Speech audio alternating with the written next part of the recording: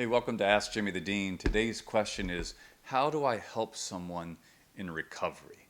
And I think more specifically, the question was getting at, how do I stick with someone who's in recovery? Because let's face the facts, when someone's walking through recovery, it's a long road, right? So let's talk first and foremost about what takes place when addictions set in, when patterns get into a lifestyle. It's very similar to, let me describe like a swimming pool. When I was growing up, my family had a round swimming pool, one of those above ground ones, right? And it was about 16 foot wide. And I and all the neighborhood kids would get in it and we'd create a whirlpool. Did you ever do this? You get going in that whirlpool and then you reach that point. Matter of fact, we used to get it going so fast that the center of the pool would start to dip down. You can get going so fast that all of a sudden someone yells, "Turn around." Do you ever remember those moments? You turn around and the force of that swimming pool begins to push you, right? And you begin to realize that what you've created is now a force that's too great for you to resist. And then, of course, where this metaphor breaks down is the pool current slows down, etc. But when someone's walking through recovery, let's remember that the initial turning around, in religious circles, we call that repentance. In other circles, it's coming to yourself. In other circles, it's realization or enlightenment. When a person turns around, that is only the first step in recovery, right? We get to celebrate that part of recovery, especially that climactic beginning. A lot of times there's a lot of sadness, repentance, tears around that moment when they're realizing the effects of what's going on in their own life and what it's doing to others.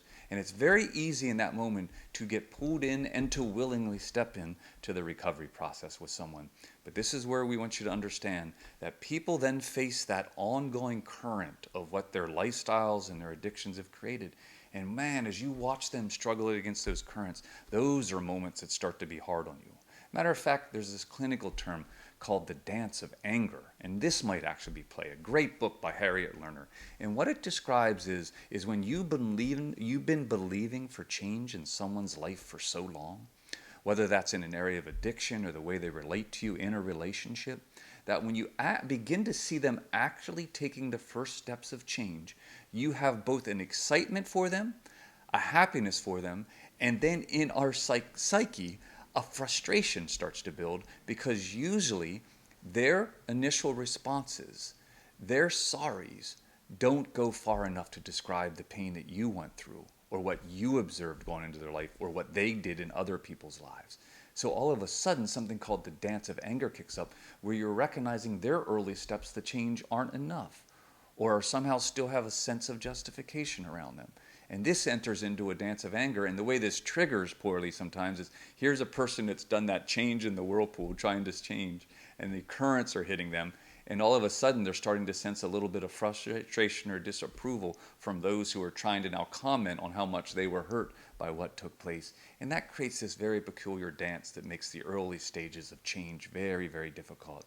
You throw into that things of shame, even if the dance of anger isn't taking place and you're simply rejoicing over them. What shame does to a person is they begin to realize what they did to the world. Shame drives us back into hidden places. So my first piece of advice, and I think it's going to sound cliche, stick with it. Stick with it, right? Recognize that those early stages for someone is incredibly difficult. They're getting hit with not only old habits, but new realizations about what their lifestyle did. And friends, stick with them. A presence that keeps them to running to shame is so important at that stage. And then I'll remind yourself, be careful, right? Because there is some tremendous trauma and hurt that you might went through as a friend or others. You got to witness what others have faced.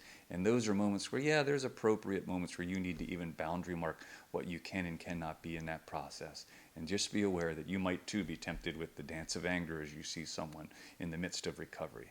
So all that to say, if I could end with one thing, let's give each other the benefit of the doubt. Be gentle with yourself as you're trying to be there for that person and step into that delicate space.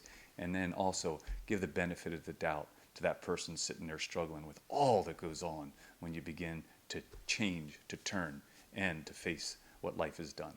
Hey, we encourage you to keep in touch with Jimmy the Dean. And if you want to subscribe and get our weekly emails, go to jimmythedean.com/subscribe. If you want to ask a question for us to address, then you do the same. jimmythedean.com/ask. Hope to see you again.